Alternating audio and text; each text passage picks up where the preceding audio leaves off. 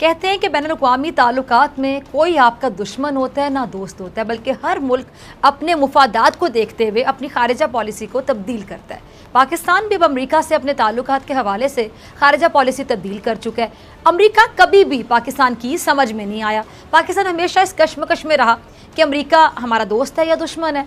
पाक अमरीका ताल्लुकात में आपने देखा कि कई उतार चढ़ाव देखने में आए, कभी हिमायत कभी मुखालिफत का खेल चलता रहा। समझ नहीं आती रही कि दोनों मुल्कों के दरमियान आखिर है क्या, ताल्लुकात का असल रूप है क्या, दोस्ती है या फिर मतलब परस्ती है। अच्छा, पाकिस्तान ने अफगानिस्तान में सोवियत यूनियन को चलता करने में एक अहम किरदार अदा किया और अफगानिस्तान में सोवियत यूनियन का जोर तोड़ने के लिए ऑपरेशन साइक्लोन शुरू किया गया।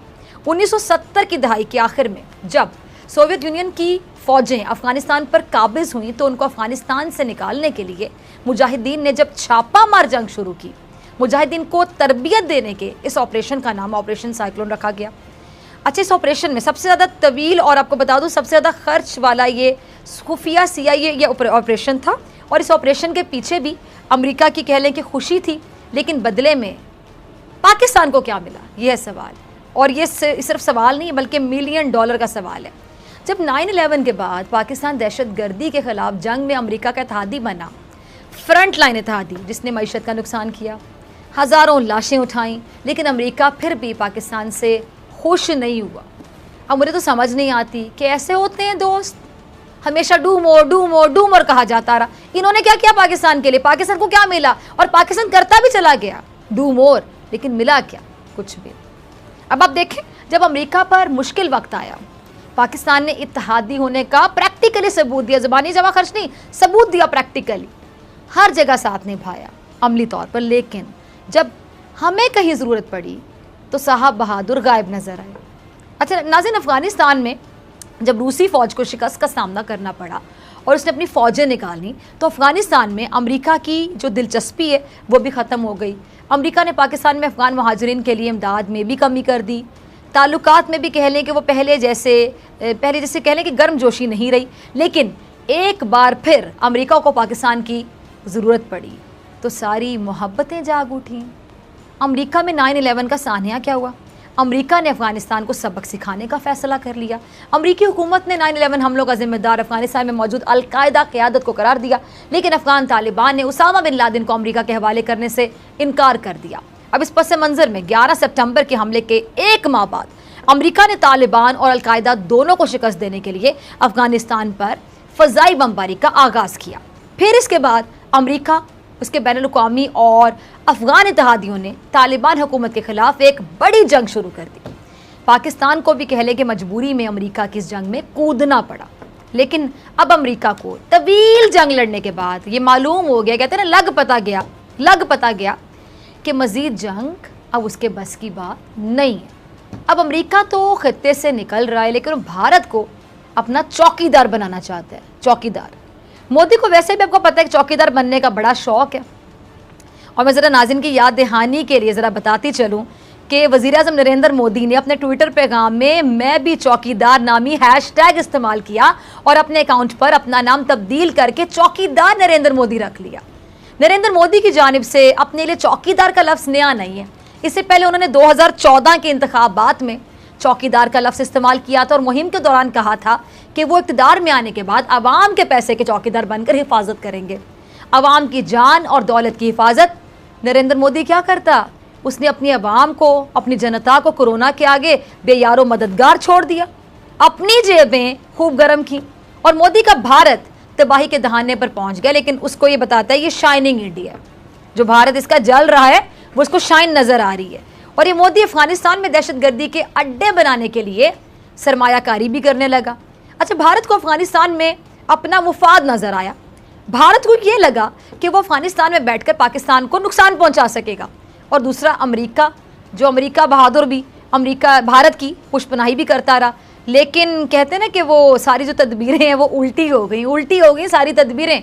अब अफगानिस्तान के हालात तेज़ी से बदल रहे हैं और भारत एक तरफ तालिबान के साथ दोहा में मुज़ाकरात करना चाहता है और दूसरी जानिब वो तालिबान के ख़िलाफ़ असलहे की लंबी लाइन भी लगी। अब ज़रा सोचिए, भारत अफ़गानिस्तान में तरह तरह के खेल खेल रहा है और इसके खेल को पाकिस्तान ने कई बार बेनकाब किया, कई बार एक्सपोज किया।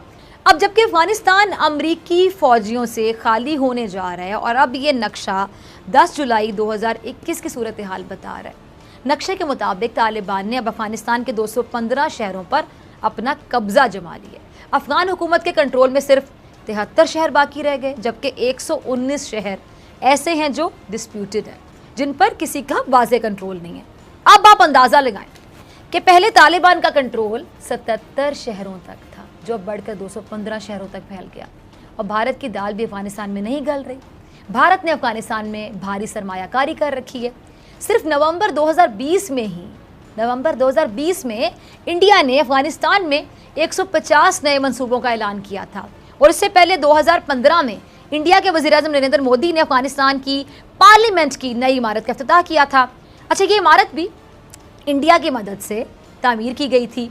और अगले ही साल मोदी और अफगान सदर अशरफ गनी ने मुश्तरका तौर पर अफगानिस्तान के एक सूबे में 42 मेगावाट बिजली और आबपाशी के मंसूबे का इफ्तिताह किया था। बहुत सारे प्रोजेक्ट्स हैं जो इंडिया ने शुरू किए और वो काम कर रहे हैं। जबकि वज़ीर-ए-आज़म ने अफगानिस्तान और दुनिया पर वाज़ेह किया, पाकिस्तान अफगानिस्तान के खिलाफ हथियार नहीं उठाएगा और ना ही अमेरिका को पाकिस्तान अपनी सरजमीन अफगानिस्तान के खिलाफ इस्तेमाल करने देगा। लेकिन कहने के बदकिस्मती से हमारे रहबर इस मामले पर भी सियासी पॉइंट स्कोरिंग का मौका हाथ से नहीं जाने दे रहे। अभी भी सियासी पॉइंट स्कोरिंग कर रहे हैं। मौलाना फजलुर रहमान साहब का क्लिप चलाइएगा। अच्छा, मौलाना साहब कहते हैं कि हुकूमत झूठ बोल रही है कि अमेरिका ने उससे फ़ौजी अड्डे मांगे हैं और अमेरिका ने फ़ज़ाई हदूद मांगी हैं। अब भला हमारे जो रहबर हैं ना, इनको अमेरिका की ज़बान बोलने की ज़रूरत पेश क्यों आ रही है? अब मगरबी सिफारतकारों का कहना है कि अमेरिका ने कभी पाकिस्तान में फ़ौजी अड्डे नहीं मांगे हैं। पाकिस्तान में मसला तवज्जो का मरकज़ बना हुआ है, जिस पे वाशिंगटन में सबको हैरानी है। और ख़बरों के मुताबिक मगरिब के एक सीनियर सिफारतकार अपना नाम जाहिर ना करने की शर्त पे ये कहना है कि अमरीकी इंतज़ामिया में कोई एक भी ऐसा नहीं है जिसने फ़ौजी अड्डे की दरख्वास्त की। अब अगर अमेरिका ने अड्डे नहीं मांगे तो फिर मगरिबी सिफारतकार अपना नाम जाहिर क्यों नहीं कर? इसका मतलब दाल में ज़रूर कुछ काला है। और अफ़गानिस्तान में अमन खित्ते की अहम ज़रूरत है। अब अफ़गानिस्तान में भारतीय साजिशें नहीं चल सकती। अब अफ़गानिस्तान में अमन के क़याम को यकीनी बनाना होगा और इसके बगैर खित्ते में अमन का निज़ाम नहीं चल सकेगा। पाकिस्तान ने अफ़गान तालिबान और आलमी बरादरी के ज़िम्मेदार ममालिक के दरमियान तामीरी मुज़ाकरात की राह भी हमवार की है। ये पाकिस्तान की कोशिशों का नतीजा कह लें कि अमेरिका और अफ़गान तालिबान के दरमियान तारीख़ी अमन मुआहदा तय पाया। अगले मरहले में अफ़गान तालिबान और काबुल इंतज़ामिया के दरमियान मुज़ाकरात होने, जो फ़रीक़ैन के दरमियान एतमाद में कमी के बायस अब तक मुमकिन नहीं हो पाए।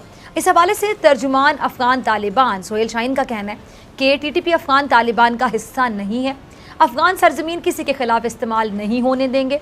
और शाह महमूद कुरैशी साहब ने भी शंघाई ताउन तंजीम के इजलास में अफ़गानिस्तान की जो बदलती सूरत हाल है उस पर अहम बयान में कहा है कि अफ़गानिस्तान की सूरत हाल बेहतर होने का सबको फ़ायदा होगा। पाकिस्तान अपनी जिम्मेदारियां एहसन तरीके से निभा रहा है।